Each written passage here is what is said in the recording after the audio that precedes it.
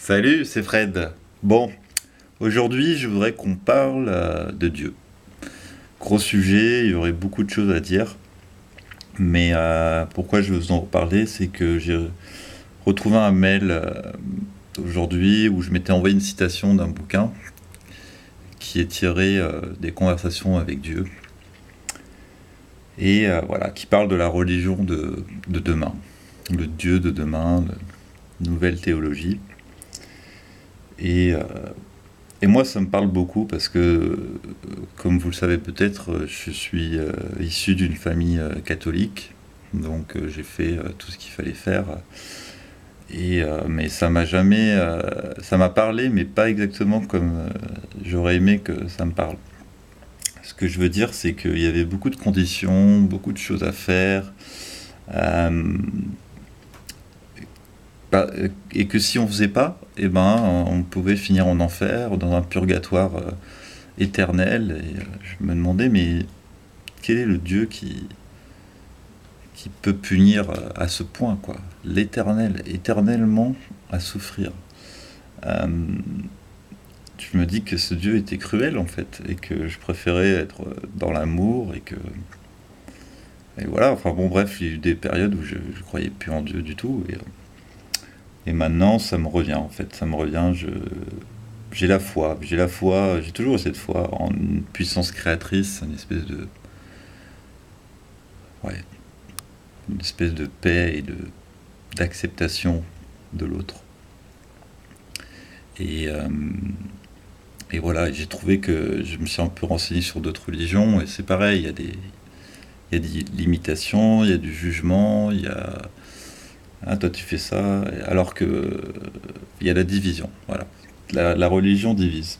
Et c'est pas logique, c'est pas logique. Une religion, ça doit au contraire unir pour qu'on partage, qu'on soit charitable entre nous, pour s'entraide, qu'on s'aime. Et, euh, et voilà. Donc, ce que je vais faire, c'est que je vais vous lire le passage du livre qui en fait donne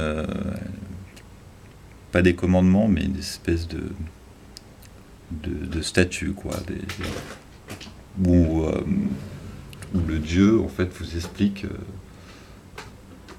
ce qu'il veut de nous. Et, euh, et si je peux résumer avant de vous le faire, bah il veut rien, il veut rien. Il vous aime, quoi que vous fassiez. Et voilà, tout ce que vous faites est parfait. Parce que ça vous emmène là où vous êtes maintenant. Et voilà, c'est tout. Donc, le premier point qui est important avec Dieu, c'est que donc là j'ai perdu l'email, mais je vais vous le retrouver. De toute façon, ce qui est important avec Dieu, c'est que euh, c'est impossible qu'il vous juge. S'il y a du jugement, c'est que ce n'est pas divin. Comme dit Mère Teresa, je ne sais plus exactement la citation, mais dès qu'on juge, en fait, c'est du temps qu'on ne consacre pas à aimer, quoi. Et c'est tout à fait logique, hein, c'est tout à fait logique. Euh, voilà, je l'ai trouvé. Désolé pour le petit battement. Euh, vous allez voir que c'est comme toujours, quand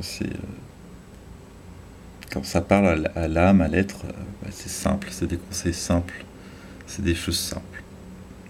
Alors le premier point, c'est le Dieu de demain n'exigera de personne qu'il ou elle croit en Dieu. Et je trouve que c'est normal parce que je sais pas si vous êtes mal né et que vous êtes dans un endroit où il n'y a pas de religion. Est-ce que ça veut dire que vous êtes condamné, que vous n'avez pas de Dieu et qu'il vous aime pas et que si par chance vous vous faites bah, je sais pas, colonisé par des forces comme la France ou le Royaume-Uni et qu'ils Vous dites, ah bah voilà, le nouveau Dieu, c'est celui-là. Est-ce que là, vous êtes sauvé? Je trouve ça pas très logique. Et je pense que ça viendra pas tout de suite, mais je pense que ces religions vont finir par tomber petit à petit. Ou à moins qu'elles se modifient et qu'elles se réunissent, parce que c'est quand même bien dommage.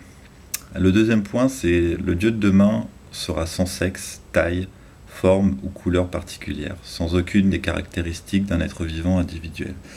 Et ça, c'est très important, on en a déjà parlé dans notre vidéo. Mais voilà, ce qui vit est divin, tout simplement.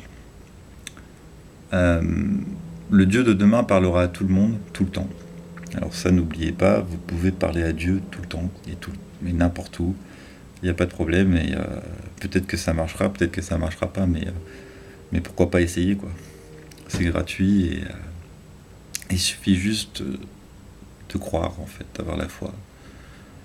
Quand vous vous demandez quelque chose, un conseil ou une chose, bah, considérez que vous l'avez déjà.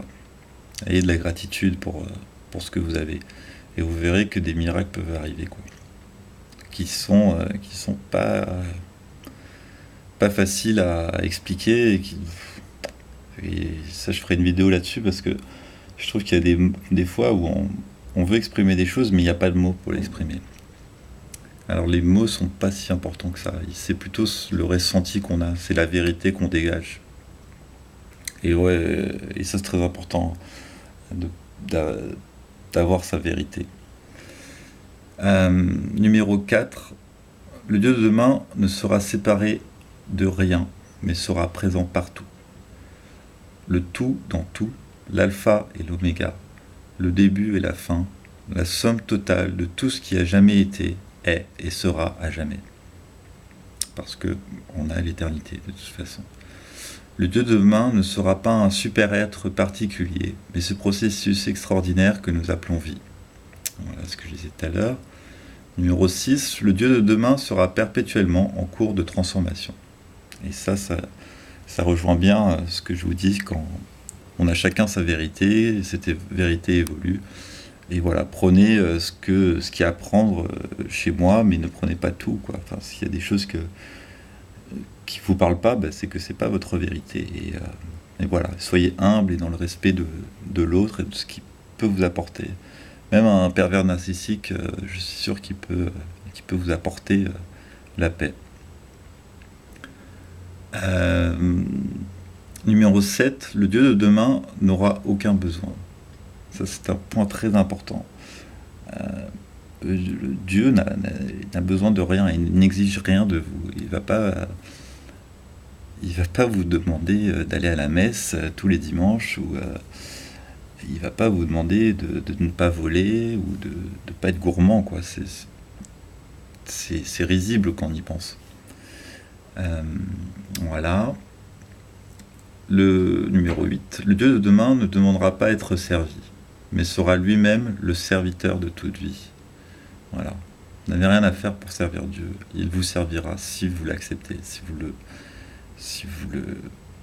vous l'acceptez dans votre cœur.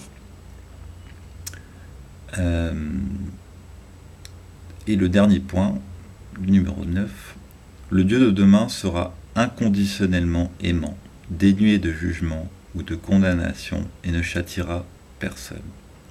Voilà, c'est tout.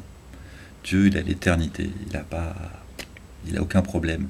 Et techniquement, vous aussi, vous avez toute l'éternité pour comprendre ce que vous avez à comprendre.